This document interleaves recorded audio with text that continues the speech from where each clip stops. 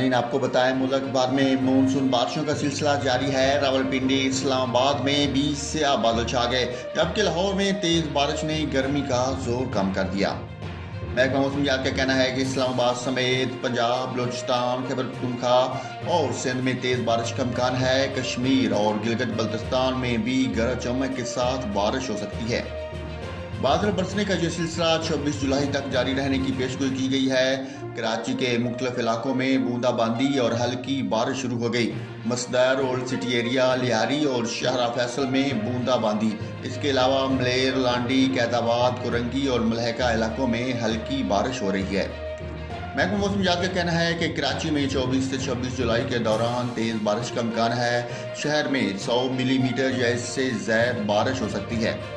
दूसरी जानब NTMA ने मुमकिन सैलाबी सूरत हाल से निपटने के लिए मुतलका इदारों को अलर्ट जारी कर दिया और लोगों को इस हवाले से बाखबर रखने की हिदायत की। ताज़ा तरीन वीडियोस के लिए चैनल को सब्सक्राइब करके बेल आइकन और ऑल नोटिफिकेशन पर क्लिक करें ताकि आपको मिले हर खबर सबसे पहले।